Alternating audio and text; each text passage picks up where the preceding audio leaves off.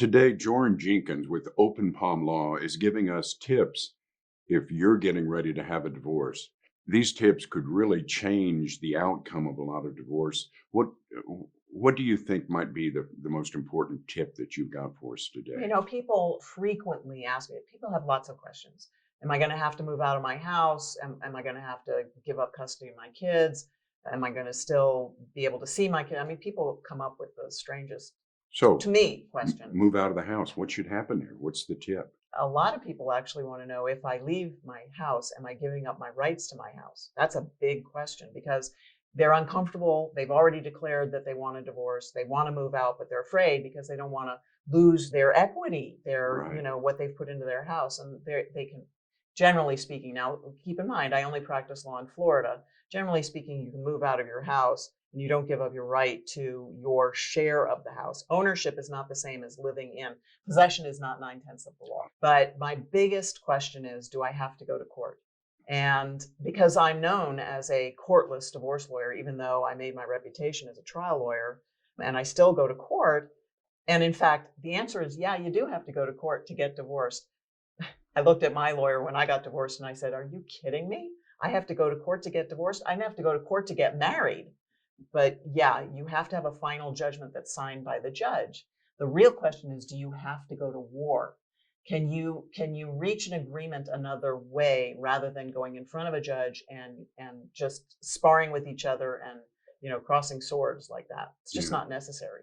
I've heard you talk in previous interviews about the different kinds of getting divorced. What does it cost to get divorced? What's the Now, range? see, that's a great question. I have a poster that tracks the types of processes. So we Mhm. have what we call, and I'm just going to throw all these out there: negotiation, cooperation, collaboration, mediation, arbitration, oh, and litigation. So I have a poster where I rank all those, and then I have a poster that tracks all the same processes and gives you a comparable cost for each. So if you do all your paperwork yourself, that's going to be a kitchen table divorce, and you're going to pay a filing fee. But you don't have to pay a lawyer. You don't have to pay a mediator. You don't have to pay a neutral facilitator. You don't have to pay a CPA. So the more complicated divorce you get, the more expensive it will get. Litigation being the most expensive. They go from, filing fee to I've had clients who spent hundreds of thousands of dollars. And I heard of one divorce where there were millions and millions at stake, where the legal fees on each side were over $1 million. Wow. Sky's the limit. Yeah. Well, something else that's at stake is the children in a divorce. What tips do you have for the couple that's getting divorced that has children? Well, a collaborative divorce can really help parents soothe hurt feelings, communicate better. I have a lot of my clients who learn during their divorce process if they get divorced collaboratively. I had a client, actually, the other side, the husband, I represented the wife. He came out of his divorce and said, I came out of my divorce a better person, which was a bit of a shock. His wife said, I learned to listen to my husband again. I said, what? She said, yeah, it just sounds different when someone else in the room says the same thing. And of course, that's true. If someone neutral says the same thing that the husband that you've really grown to dislike over time, to distrust, the neutral says the same thing, then all of a sudden you listen and you go, oh, well, maybe, okay, yeah, I can see that. So it makes a difference. Mhm. Collaborative divorces are much better for parenting afterwards. At stake is the children. What about the financial situation? There are some couples that don't want their finances revealed. Mm. And I've heard about sealing the divorce. Give us some tips on that. Well, in the old days, and I'm not sure that this is true everywhere anymore, but in the old days, I could always go down to the courthouse and pull a court file and look at it. Whether I was a reporter or a lawyer or your 16-year-old daughter, I could look at the court file and see what you had said about my dad. Even in a sealed case? Well, in a sealed case in the old days, sealing meant that the judge said, okay, I agree that I'm going to seal these documents. And by the way, you have to have a really good reason for sealing, a really good reason. Not, the public can see this, the reporters can see this. Not, it has to be a really good reason. He'd stick them in a manila envelope, seal the envelope, and type sealed on the cover of the envelope. And then he'd put that in the court file that I could pull out and open and look at.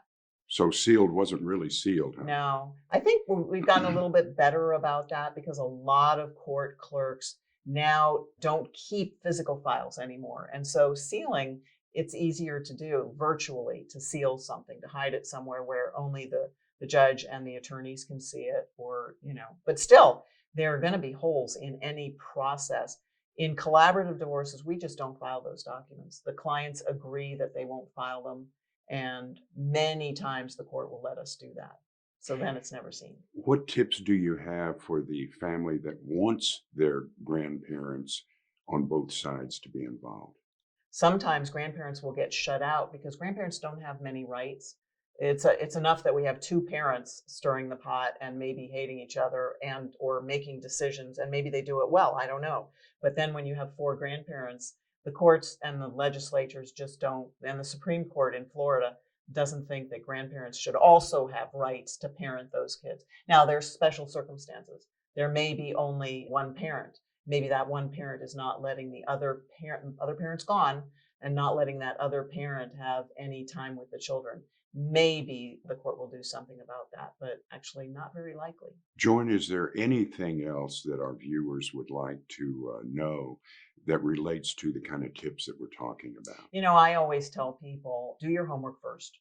So make copies of all the financial documents before your spouse gets mad and throws them away or hides them. My best tip probably is to either go on my blog and look.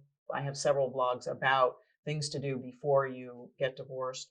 And then there are the things that you do when you see a lawyer. Maybe what you need to do is go see a lawyer and have the lawyer tell you, here are all the things that I'd like you to do before we do anything else. So how would they find that blog with those tips that we talked At about? openpalmlaw.com. Yeah, there's at least, I think there are 2 or 3.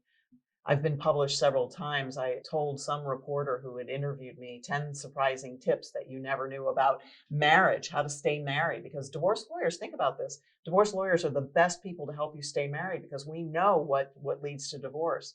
And so the reporter got published in Good Housekeeping and in Redbook just because of an interview that she did with me. Well, knowledge is power. You always bring a lot of knowledge to these interviews. So whether you're getting divorced or you have tips for staying married, thanks for being here today, Joryn. Pleasure, Gary. I want you to help me help you create your 2020 marketing plan. I want to know the questions that you still have. I want to know what tips you think that I can help you cover. You can reach me at jorynjenkins.com. You can visit my website, www.jorynjenkins.com. I also offer collaborative coaching. I offer weekly masterminds. I offer webinars. I offer toolkits.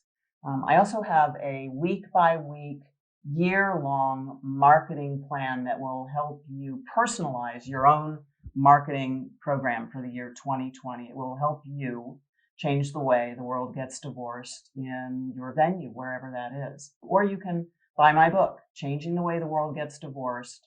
The subtitle is Marketing Your Collaborative Practice at jorynjenkins.com. Thank you so much.